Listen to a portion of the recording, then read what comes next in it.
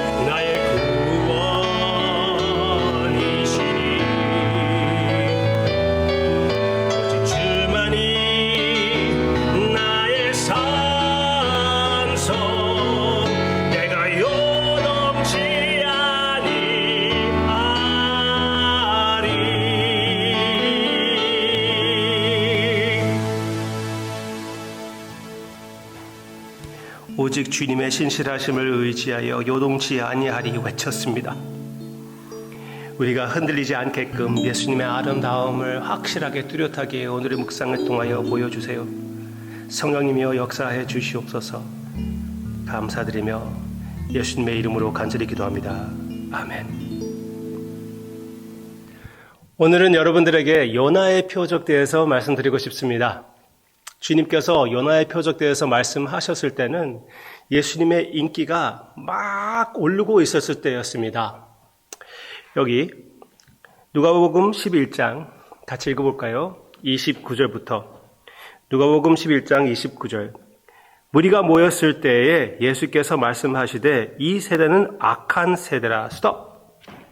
무리가 모였을 때, 제가 보는 영어 성경책에서는 when the crowds were increasing, 많은 사람들이 모여들었을 때 그들을 주님께서 꾸짖었습니다.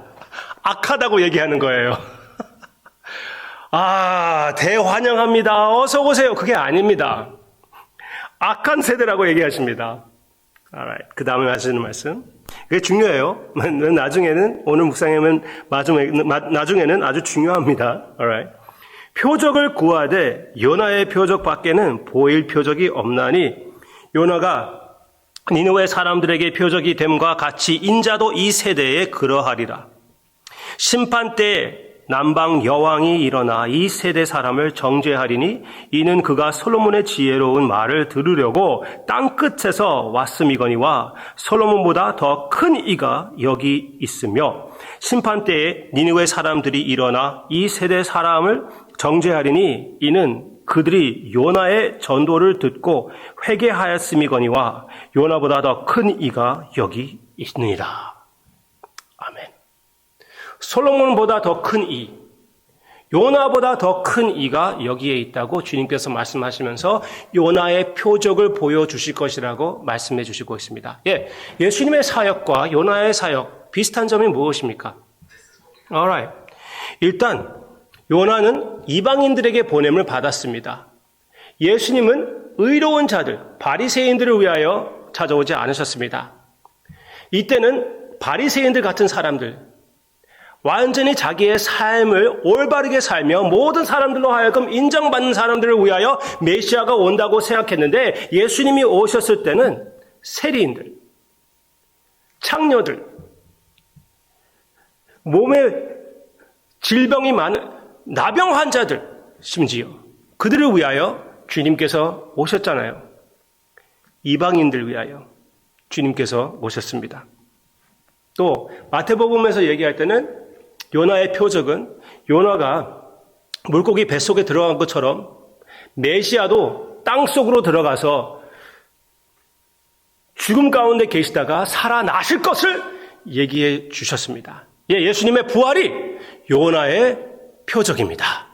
예수님의 부활, 지난 주일날 우리가 생각했던 예수님의 부활, 죽음을 이기시는 그 부활이 요나의 표적입니다. 그런데 예수님의 표적과 사역은 요나보다 훨씬 더 위대합니다. 어떻게 위대합니까? 요나는 진짜 죽지는 않았어요. 그 이야기를 보면은 뱃속에 들어갔지만 죽은 적이 없습니다. 예수님은 참으로 죽으셨고 또 부활하신 것입니다. 네. 그리고 요나는 한 이방 도시, 한 성에 가게 되었지만 예수님이 선포하는 이 복음은 땅끝까지 나아가 참 구원을 이루게, 참 부활의 능력을 모든 사람들이 체험할 수 있게끔 해주는 것입니다. 훨씬 더 위대한 우리 주님의 사역이라는 것을 우리가 볼 수가 있죠.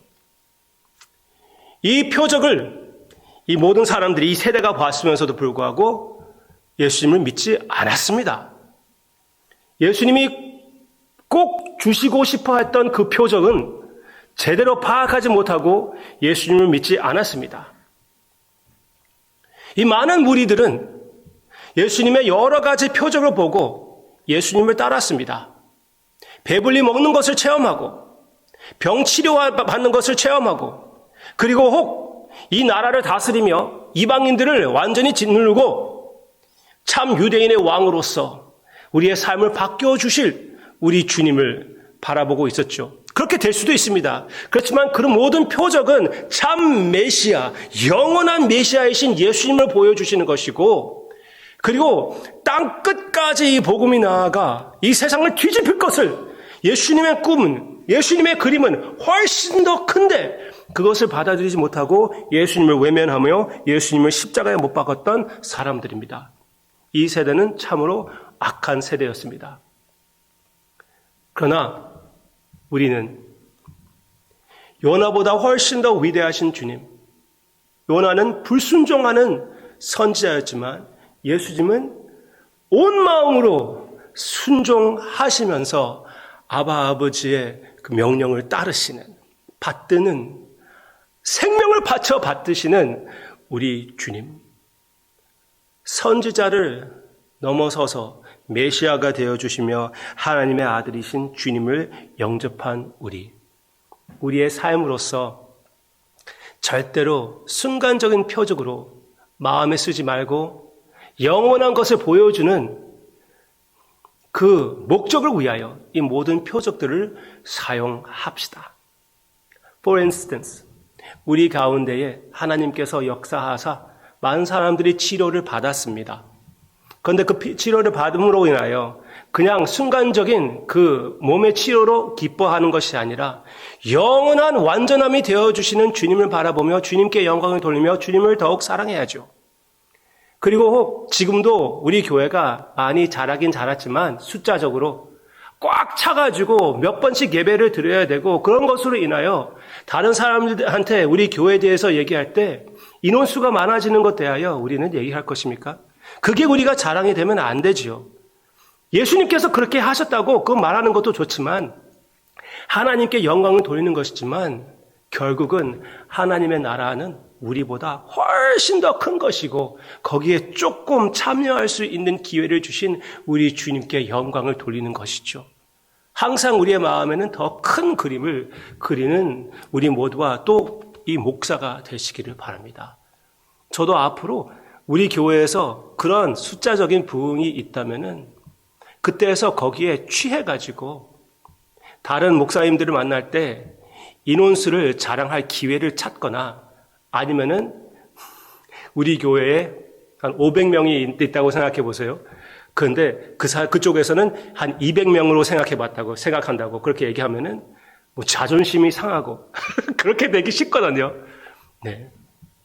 이 숫자 같은 것들, 그 치사한, 그 보이는 것으로 그런 표적으로 우리의 마음을 쓰지 말고 참 영원한 나라를 함께 바라보며 혹 저도 거기에 취하는 것을 보이면은 지적해 주세요.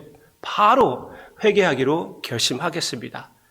그리고 주님이 그려주시는 더 큰 그림을 내 마음에 그리며 주님이 주시는 모든 표적, 특히 요나의 표적, 그 부활을 제대로 파악하여 아바 아버지께 영광을 돌리는 이 세상의 순간적인 것으로 취하지 않고 영생을 바라보는 모든 하우스 식구와 또 모든 교회가 되기를 바라는 우리 모두가 되기를 주님의 이름으로 축원합니다.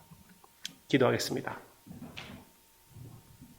주님께서 우리를 찾아와 주셨을 때 질병을 고쳐주시기도 하고 죽은 자를 살리시기도 하고 주님도 역시 죽임을 당하시고 부활하신 것을 기억합니다. 그런데 그때의 그 순간적인 치료와 또 시체가 다시 사는 것으로 우리는 만족하지 말게 해주시기를 원하옵고 우리 교회의 인원수가 자라는 것으로 인하여 또 반짝거리는 건물로 인하여 우리가 거기에 취하지 말고 그 모든 것을 사용하되 우리는 오직 예수 그리스도로 예수님의 사랑으로 감격하여 주님을 더 알아가는 그런 교회가 되게 해 주시옵소서. 그 영생으로 하여금 우리의 마음이 쓰여지고 우리의 기쁨이 차고 넘치게 해주세요. 감사드리며 예수님의 이름으로 기도합니다. 아멘.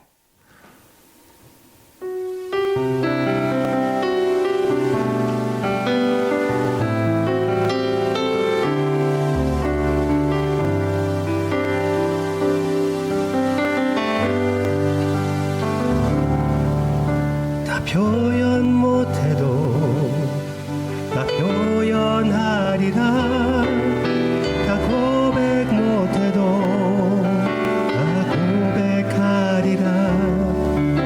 다 수 없어도 나 알아가리라 다 닮지 못해도